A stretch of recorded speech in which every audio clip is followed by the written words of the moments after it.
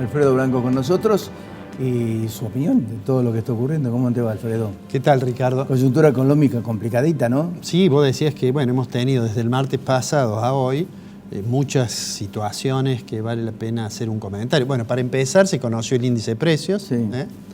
Fue menos de lo que las estimaciones de algunas consultoras habían dado. Claro, pero es lo que hemos hablado con vos. Acá convergen en esto también decisiones como tarifas planchadas, Sí. etcétera, etcétera, que la tiran abajo, pero en realidad, Sí. si observás los medicamentos, los Alimentos. ahí está el verdadero. Ahí la subió cuestión, ¿no? mucho, sí. Digamos, lo que influyó básicamente, y por eso también está la diferencial con el índice que dio para Córdoba, tiene que ver con el congelamiento de algunos precios públicos, tiene que ver también con que el dólar en enero estuvo muy tranquilo. Me pareció muy atinado, y lo voy a decir, lo que dijo el responsable del INDEC, que es Marcos Labaña. Marcos Labaña, cuando lo entrevistaron, dijo dos cosas que me parecen muy importantes. Dice, yo ahora como autoridad del INDEC me tengo que cuidar mucho de hacer proyecciones, dice, que las hacía seguramente en el ámbito privado, profesional. Me pareció una cosa tina. Y lo segundo que dijo, dice, el número que ha dado es el número que corresponde a la metodología que viene siguiendo el INDEC desde la época de Todesca, a quien él reivindicó mucho. Pero además dijo, bueno, esto no debe llevarnos a pensar que ya se quebró la tendencia en materia del índice de precios al consumidor. Porque hubo algunos que, bueno, al ver que era significativamente más bajo, no solo que de diciembre, sino que algunas estimaciones, bueno, se entusiasmaron, ¿no es cierto? Vamos a ver lo que pasa en la próxima. Aclaró, dijo, el mes que viene es probable por el comienzo de las clases. Exactamente. Y dijo, así que bueno, además, junto con esto está el segundo tema que en la semana se ha discutido un poco, que es la discusión sobre cómo se ajustan los salarios. De hecho, el gobierno cuenta con la ventaja que algunos dirigentes sindicales que en el pasado no hubieran aceptado jamás que se suprimieran las cláusulas de ajuste, esas cláusulas gatillo, de hecho ahora lo aceptan. Es más, dicen, bueno, en realidad hay que tener cuidado porque las cláusulas gatillo pueden ser inflacionarias, en el sentido de que generen presiones inflacionarias de costos. O sea que por ese lado el gobierno está tratando de... Por el lado fiscal, ¿no? El gobierno ha hecho algunos esfuerzos. Cuando digo esfuerzos no es que los hace el gobierno en sí, se los hace hacer a algunos sectores. El caso más típico es el caso del sistema previsional, ¿no es cierto?, donde más allá de lo que le corresponda a cada tramo, significa una reducción importante, digamos, del gasto público que se corresponde a gasto previsional, ¿no? De manera tal que está tratando de lograr, a pesar de que el ministro fue al Parlamento y dijo dos o tres cosas que uno debería pensar si forman parte efectivamente de su convicción o si tienen que ver con la estrategia de negociación de la deuda. ¿Cuáles son esas cosas? El ministro dijo, mire, hasta 2023 no hay superávit fiscal, superávit primario. Bueno, es una cosa llamativa, porque si alguien está pensando en reestructurar una deuda que tiene la Argentina con ese fondo y piensa, bueno, ¿cómo me va a pagar? Bueno, si no va a haber recursos para pagarme, puede llegar a dudar, ¿no? Eso fue una cuestión. La otra cuestión, hubo un montón de afirmaciones del ministro que tienen que ver más con la cosa política y hacia el interior de la propia alianza gobernante, que esto de decir, bueno, nosotros vamos a tener, el plan va a ser nuestro, no nos van a condicionar los fondos, ese tipo de cuestiones, a lo cual se agregó después una declaración de la vicepresidenta desde Cuba diciendo que el Fondo Monetario no había cumplido su estatuto y que había que hacer una quita, a los cuales se suma una declaración de la semana anterior de Stiglitz diciendo que los bonistas debían estar preparados para una quita importante. Bueno, todo eso en realidad tiene, yo diría, dos consecuencias. Una, desde el punto de vista de los tenedores de títulos es mal visto. Claro. Porque ha habido muchos que han empezado a decir, bueno, Argentina está caminando al default de nuevo. Claro. Va a llegar a no pagar. Bueno, uno debería pensar, bueno, ¿es probable que eso sea? Bueno, es probable. También es probable que eso forme parte del discurso de la negociación. ¿Por qué? Porque en realidad, si los bonos argentinos, supongamos que el ministro dijera vamos a poder pagar todo, los bonos argentinos recuperaran su valor, es más difícil conseguir digamos, una reestructuración que signifique un compromiso para la Argentina menor. Claro.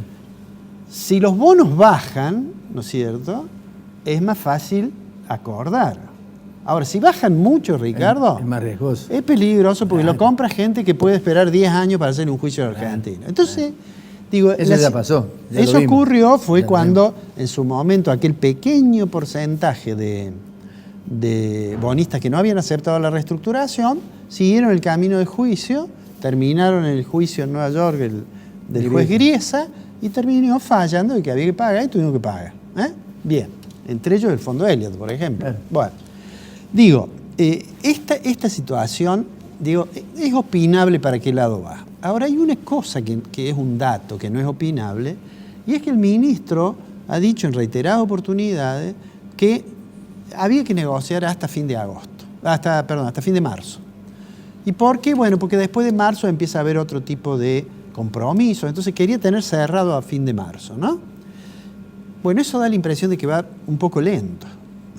Recién ayer se ha publicado un instructivo sobre cómo van a contratar los asesores financieros para la negociación. O sea que, y estamos, digamos, ya bastante cerca de aquella fecha. Esta va a ser una negociación, creo yo, bastante compleja. Primero porque hay una diversidad, y estamos hablando solo de los bonos que están nominados en moneda extranjera o que están bajo ley extranjera. Hay bonos múltiples y están los de acá. Ya con los de acá, la decisión que tomó el ministro del bono dual, que no logró que el canje fuera exitoso y que después no lograron colocar bonos para pagar el bono dual y tuvieron finalmente que, por usar ese neologismo que usamos ahora, reperfilarlo y decirle vuelve en septiembre. Ese es un bono en pesos. Y en el plan original no estaba que los bonos en pesos esos bonos se iban a seguir pagando. ¿Por qué?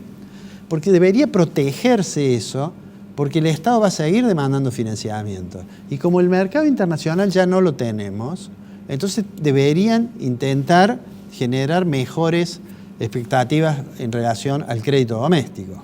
Ahora, me parece que los bonistas ya le contestaron al gobierno. Si quieren empezar, pongan 10.000 millones de dólares. Bueno, los bonistas no se puede saber bien. Digamos, de alguna manera le advirtieron, no sé si en este tira y afloje a lo mejor es una corajeada de los bonistas, ¿no? Sí. Pero eso lo vamos a ir viendo. Pero el dato es que el tiempo va transcurriendo, vamos llegando. Y yo los otros días le decía a un periodista, le decía, y hay dos cosas que el gobierno sabe que son escasas en la Argentina. Y a lo cual se le va a agregar esta tercera, ¿no? Una, la que se agrega es el tiempo que tiene el gobierno en ese sentido es escaso. Pero las otras dos cosas escasas, Ricardo, son los dólares y la confianza. Y estos tropezones que comenzaron cuando Kicillof fracasó en aquella idea que tuvo con el bono, con el BP21, y terminó pagando todo, ¿no es cierto? Ha seguido. Hay que ver cómo sigue con el Fondo Monetario ahora. No porque tengamos vencimientos importantes del fondo, sino porque mucho de la reestructuración también va a depender de opiniones que dé el fondo. Si uno quiere ir a renegociar el Club de París, necesita que el fondo, digamos, no esté en desacuerdo con eso, ¿no? Si uno quiere ir a renegociar algo con el Banco Mundial, obviamente tiene que tener las cosas más o menos en orden con el fondo. Y es más, con algunos fondos privados no se puede llegar a un acuerdo adecuado si no se tiene algún arreglo con el fondo. Además, Alfredo, esto lo has dicho vos, me parece un plan. Bueno, no hay, digamos, a ver, yo te puedo ofrecer esto. Sí, ese es un problema. Yo he escuchado a algunos colegas que dicen, si yo le debo plata a alguien y voy y le digo que no te puedo pagar, me va a decir, le tengo que ofrecer un plan de pago. Ahora, insisto en esto, en el medio de una negociación hay que tener cuidado. Porque de hecho, hacer público un plan, ¿no es cierto?, sin tener algo arreglado con los bonistas, es dar información. ¿Y te acordás de esto que yo te dije que en teoría de los juegos se llama chicken game? Sí, eso que como dos vehículos que van y pueden chocar, hay uno que va a aflojar. En el caso de la provincia de Buenos Aires aflojó Kicillof, ¿no? Sí. A último momento. Pero digo, la información es muy importante. El problema con el cual está lidiando Guzmán es que es cierto que es más fácil arreglar si uno tiene un plan. Pero también es cierto que es más fácil tener un plan si uno ya arregló. Que me parece que es lo que va caminando detrás de esto. Me parece que lo único que me preocupa hasta ahora, más allá de las versiones estas que van a seguir saliendo, versiones diciendo, mire, lo que dijo Cristina en Cuba nos arruina, más allá de todo eso, que puede formar parte del discurso de negociación, lo que me preocupa es que el tiempo sí es bastante exiguo, porque la complejidad del proceso de reestructuración de una deuda que tiene deuda en dólares, en yen, en libra, en yuan, moneda bajo legislación argentina, legislación New York, legislación Londres, bueno, es muy complicado. Y entonces los tiempos, a mí me preocupó que recién ayer saliera el instructivo sobre la negociación y sobre los asesores financieros. Pero bueno, habrá que esperar. Para mi gusto, hubiera sido mucho mejor que lo hiciera más rápido. Pero vuelvo a decir algo que siempre digo, aunque eso a uno le quite cierta, digamos, cierto prestigio. Es fácil criticar de lejos. Hay que sentarse allá en la calle Balcarce y ver qué hacer, ¿no? La realidad es así. Es así. Desgraciadamente el que debe no sos vos. Son los otros. No, por supuesto. Y ese es el tema. Cuando debe uno, sabe dónde sentarse y cómo acomodarse, ¿no? Sí, sí. Ese es el tema. Yo creo que de todos modos hay ciertos elementos que el gobierno tiene que tener en cuenta. Digamos, gradualmente uno mira las reservas, la posición de reserva. Sí, no es mala. Va bajando, y sí. De los 42.000 millones, hay 20.000 millones que son del swap chino. ¿No sí, en realidad el líquido creo que hay 14.000. ¿no? Sí, 14 o 15, digamos. Y va bajando un poquito porque se están pagando intereses, sí. ¿No es cierto? Digamos, mientras eso va pasando, la cantidad nominal de dinero de la economía ha aumentado bastante. Sí. Si uno mira la primera semana de febrero, o los 10 primeros días de febrero, creció como 200.000 millones la base, que es mucho. Pero bueno, probablemente lo van a compensar porque en ese mismo periodo cayó el stock de la ELIC, entonces es probable que ahora recupere, en fin. Hay temas complicados, o sea, debemos aspirar a que cierren la negociación rápido porque esta situación genera mucha incertidumbre y la incertidumbre obviamente inhibe el proceso de decisiones y demás, ¿no?